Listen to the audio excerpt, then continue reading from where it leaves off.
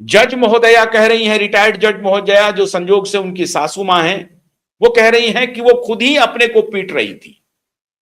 दिशा शर्मा खुद ही पीट रही थी खुद को। हो सकता है कई इंसान ऐसे होते हैं जो अपने गुस्से को अपने शरीर पर निकालने लगते हैं, इनकार नहीं किया जा सकता। लेकिन पोस्टमार्टम रिपोर्ट जिस जख्म की बात कर रहा है, अब वो ग्रेटर इन्वेस्टिगेशन का विषय है। जख्म की पुष्टि हो गई, तुषा की सास ने भी कह दिया कि वो खुद ही अपने को पीट रही थी। अब ये उसके पिटाई का जख्म है, खुद की पिटाई का जख्म उसके शरीर पर है या किसी और ने उसे पीटा है, ये तो जांच के बाद पता चलेगा। और जांच कब होगी? जबकि मुख्य आरोपी पुलिस की गिरफ्त में होगा। जब मुख्य आरोपी पुलिस की गिरफ्त में होगा, उससे एग्जामिनेशन होगा, उससे सवाल पूछे जाएंगे, उसका वो जवाब देगा और उस जवाब को पुलिस वेरीफाई करेगी और उस वेरिफिकेशन में उसका जवाब संतोषप्रद रहा तब तो बात ठीक है। अगर संतोषप्रद नहीं रहा तो पुलिस फर्दर इन्वेस्टिगेशन करेगी। उसको कॉन्ट्राडिक्ट करने के लिए फिर अलग कोई साक्ष्य जुटाना पड़ेगा पुलिस को। अगर संतोषप्रद उसके जवाब नहीं है, उसको झूठा साबित करने के लिए पुलिस को फिर अलग साक्ष्य लगाने पड़ेंगे। कहा ये जो बोल रहे हैं ये सज्जन, वो झूठ बोल रहे हैं, और जो इनकी सास बोल रही है वो भी झूठ बोल रही है। इस सब के लिए जरूरी है कि समर्थ सिंह की गिरफ्तारी, और समर्थ सिंह ही फरार है। तो जो मेन एक्यूज्ड है, जिसका बेल रिजेक्ट हो चुका है, उसकी जज मां ये नहीं कह रही है, अपने बेटे से अपील नहीं कर रही है कि जहां कहीं भी तुम हो, तुमको आकर के सरेंडर करना चाहिए, तुमने गलत नहीं किया है, तुषा ने फांसी लगाई है, इसकी जांच पुलिस करेगी। लेकिन जज महोदया को तो मालूम है, अगर तुषा ने खुद भी फांसी लगाई है तो एबेटमेंट ऑफ सुसाइड का केस चलेगा। 7 साल के पहले का मामला है। परिवारजन कह रहे हैं कि 2 लाख रुपए मांग रहे थे और फिर 20 लाख रुपए का शेयर था उनके नाम पर, वो ट्रांसफर करवाना चाह रहे थे। एक ज्वाइंट अकाउंट खोलने की बात हो रही है। तुषा के परिवार वाले, माता पिता भाई कह रहे हैं कि एक ज्वाइंट अकाउंट खोलने की बात हो रही है। सबसे महत्वपूर्ण सवाल है, तुषा ने सुसाइड किया, लेकिन पुलिस पहुंची, परिवार वाले पहुंचे, 4 दिन तक एफआईआर नहीं लिखा गया। परिवार वालों ने पुलिस के सामने धरना दिया। आखिर में परिवार वालों को मुख्यमंत्री के आवास पहुंचना पड़ा और फिर भाई जो मेजर है हर्षित शर्मा, तुषा के भाई, उन्होंने अपने डिफेंस में बड़े अधिकारी, आर्मी में मेजर हैं वो, आर्मी के बड़े ऑफिसर से संपर्क किया। उन्होंने दबाव बनाया। एक तरफ जज साहब का दबाव चल रहा था, वकीलों का दबाव चल रहा था, और दूसरी तरफ आर्मी ऑफिसर के, बड़े बड़े ऑफिसर के दबाव चल रहे थे। और अंततः यह फैसला हुआ कि नहीं, एफआईआर तो होगा। अब चाहे वो एफआईआर से मतलब यह तो नहीं हो जाता है कि भाई कोई गुनहगार साबित हो गया। यह इन्वेस्टिगेशन का विषय है, जांच करेगी पुलिस। आपको भागने की जरूरत क्या है? अगर आप दोषी नहीं हैं तो आप क्यों भाग रहे हैं? अब तुषा के व्हाट्सएप के चैट रिलीज हो गए हैं, पब्लिक डोमेन में है।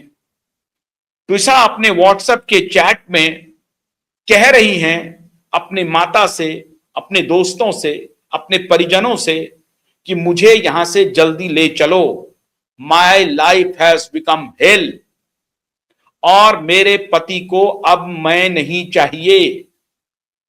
मतलब मेरे पति मुझे नहीं चाहते हैं। तुषा का 7 दिन पहले ही एबॉर्शन भी हुआ है। अब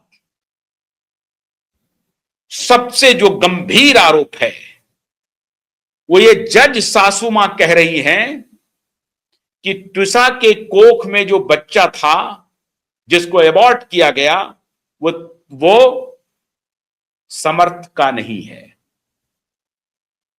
वो किसी और का बच्चा है। अब ये तुषा कह रही हैं कि ये मेरा बच्चा नहीं है, वो समर्थ उसको टॉर्चर कर रहा है, इसका भी जिक्र आ रहा है। लेकिन 6 महीने शादी को हुए हैं और उसके बाद ये गंभीर आरोप तुषा के ऊपर लग रहे हैं।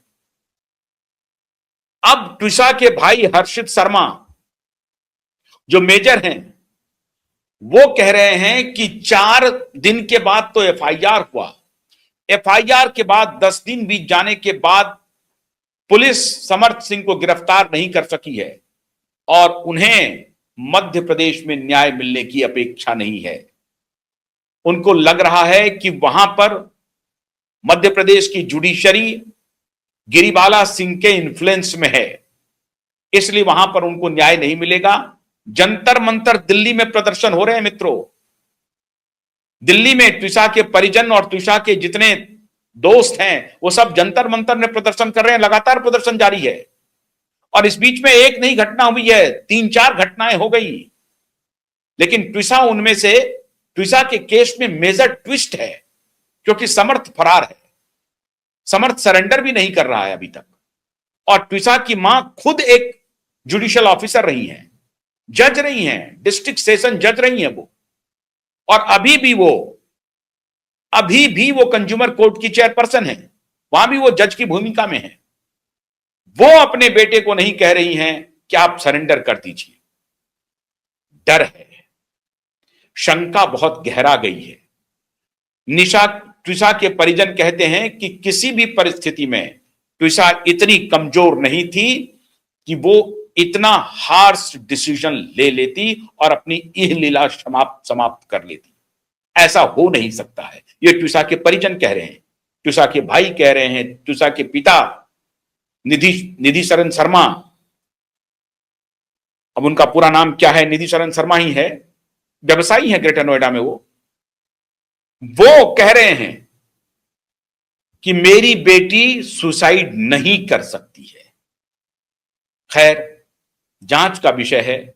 सबसे महत्वपूर्ण बात तो मित्रों यह है कि ट्विसा की बॉडी अभी तक प्रिजर्व करके रखी गई है भोपाल एम्स में।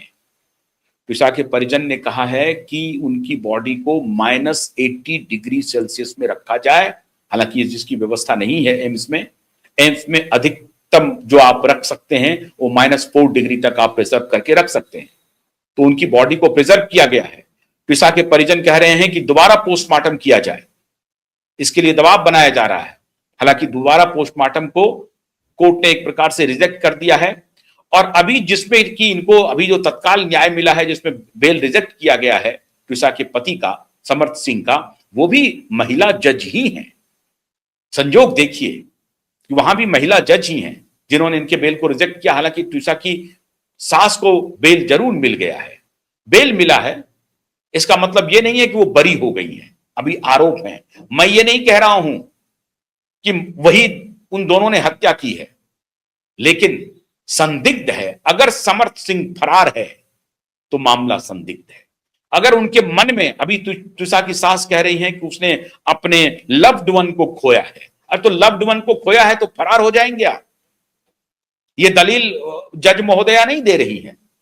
जज महोदया अपने बेटे से अपील कोई नहीं कर ही नहीं रही है, बल्कि अपनी पुत्र वधू को बदनाम कर रही हैं ड्रग एडिक्ट बतला करके, और उनके प्रेग्नेंट होने पर भी सवाल खड़ा करके। यह बेहद गंभीर मामला है मित्रों, बेहद गंभीर मामला है। और मैं समझता हूं कि इसका संज्ञान सुप्रीम कोर्ट को और मध्य प्रदेश की हाई कोर्ट को भी लेना चाहिए। और अगर कोई शंका है, मान लीजिए कि सुसाइड हुआ है, तो सुसाइड कैसे हुआ, क्यों हुआ? यूं ही कोई जाकर के तो सुसाइड कर नहीं लेता है। और अगर वो मानसिक रूप से बीमार थी तो उसके क्या साइन हैं? रात 10 बजे तक उसकी बातचीत हो रही है, 9 बजे जिस रात उसकी मृत्यु हुई है उसके 1-1.5 घंटे पहले तक बातचीत हो रही है। वो निकल रही है नोएडा के लिए, नोएडा पहुंचती नहीं है। फिर उनकी मां कह रही है कि मैंने उनसे कहा है, ट्विसा से, मतलब इनकी सासू मां कह रही हैं कि बेटा तुम बाहर मत जाओ, this is your home, please you come back. अगर मेरे साथ नहीं रहना है तो दूसरे कमरे में, जो नीचे या ऊपर के कमरे में है, उसमें रहो, नीचे वाले फ्लैट में रहो या ऊपर वाले कमरे में रहो, लेकिन लौट आओ। ये अब ट्विसा की सासू मां कह रही है, जज महोदया।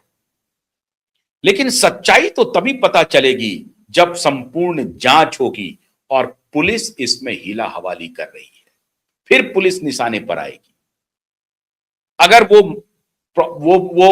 ऑब्जेक्ट मिल गया है जिससे ट्विसा ने फांसी लगाई, तो वो ऑब्जेक्ट देना पड़ेगा पोस्टमार्टम करने वाले डॉक्टर को, फिर वो मिलान करेंगे। ये सारे साक्ष्य के रूप में अब कोर्ट में पेश किए जाएंगे।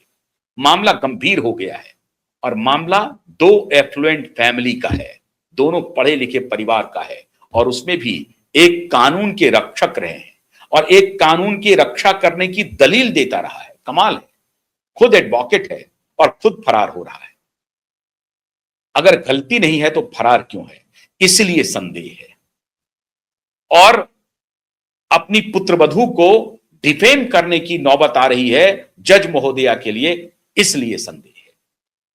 उनको कहना चाहिए कि पुलिस को जांच करनी चाहिए, और जब तक जांच होगी मैं इस मामले में कुछ भी नहीं कहूंगी।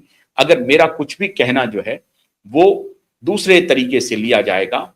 हम दुखी हैं, हमने अपने पुत्रवधू को खोया है, और अगर वो नॉर्मल होता तो जज महोदया ये कहती कि नहीं, हम इन्वेस्टिगेशन के लिए तैयार हैं, इन्वेस्टिगेशन कीजिए। अगर हमने हत्या की है अपने पुत्रवधू की तो हमें सजा दीजिए, और अगर हम निर्दोष हैं तो पूरा देश देखे, न्याय देखे, इन्वेस्टिगेशन देखे। ये उनको कहना चाहिए था। ये कहने के बजाय जज महोदया कानूनी दांव पे चल रही है, कानून का पाठ पढ़ा रही हैं और पैंतरे बतला रही हैं।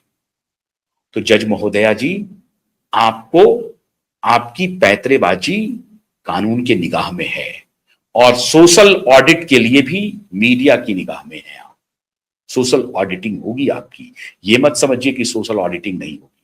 मैं बिल्कुल भी ये नहीं कह रहा हूं कि आप आरोप है आप गुनहगार हैं, बिल्कुल भी नहीं। मैं आपके पुत्र को भी गुनहगार नहीं मान रहा हूं तत्काल, जब तक ये साबित नहीं हो जाता है। लेकिन इन्वेस्टिगेशन को अगर आप अटकाएंगी, भटकाएंगी, तब तो सवाल खड़े होंगे, और वो सवाल मजबूती से पूछा जाएगा।